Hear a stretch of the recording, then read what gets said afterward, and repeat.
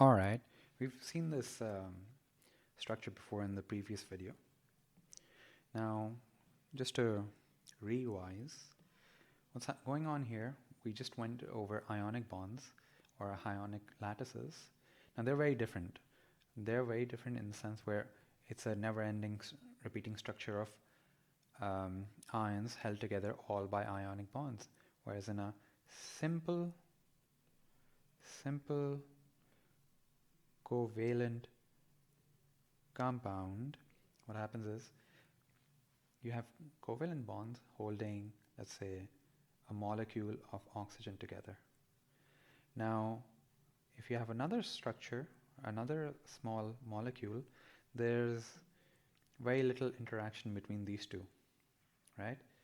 So what attraction there is called a weak van der Waals forces, or just weak intermolecular forces, right? So over here you can see molecules of water over here, and you can see there have these tiny attractions. The attractions are so weak you don't even make lines out of them, you just try to represent them in dotted lines, right? So they're being attracted to one another, and if these particles, if you take the energies away from them, these water molecules, if you bring down the energy to by a significant amount or by a certain amount, they won't have enough energy to even move away from these very weak attractive forces. And when that happens, all that liquid water you have turns into ice, right? So the idea is to differentiate between a simple covalent structure and an ionic structure. Ionic structure, if something is melting at really high temperatures, it's something strong. It could be ionic, it could be something else, but it's not simple molecular. But simple molecular structures will have these weak forces between them, right? Other examples of simple covalent molecules are any gas you can think of, oxygen, nitrogen, they're all weak, methane even, right?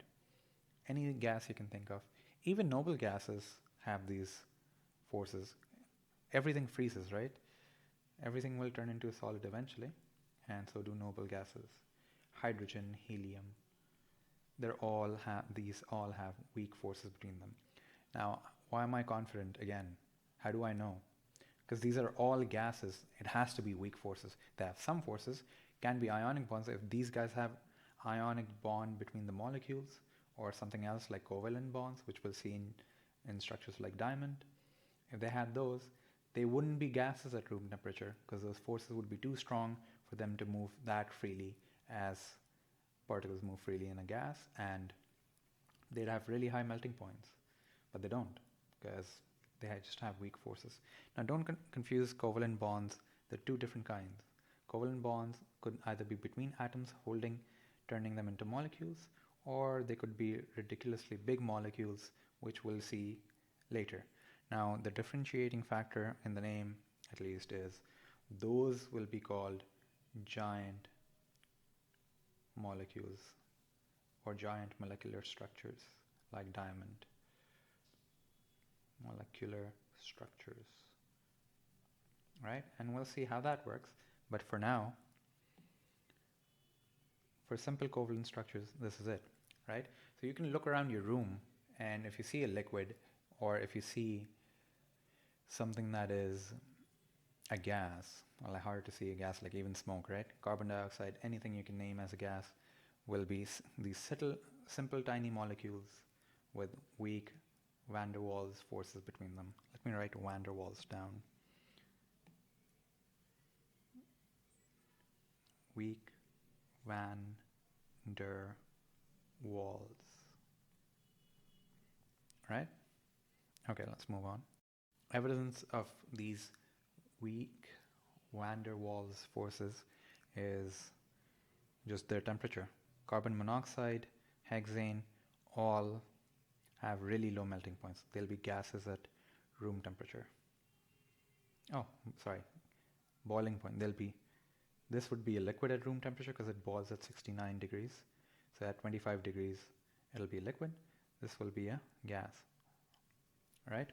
So with little amount of heat or no heat, they'll turn into a gas. It's that easy. These kind of substances are volatile, right?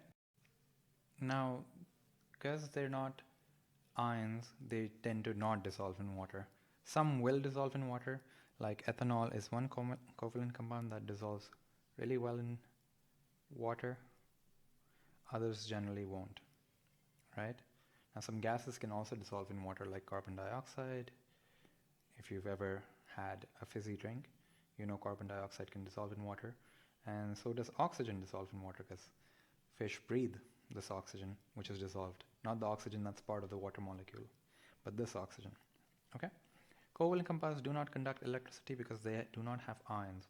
Even when they're in their liquid form, they will not conduct electricity because there are no free moving ions or free moving electrons for it to carry any current.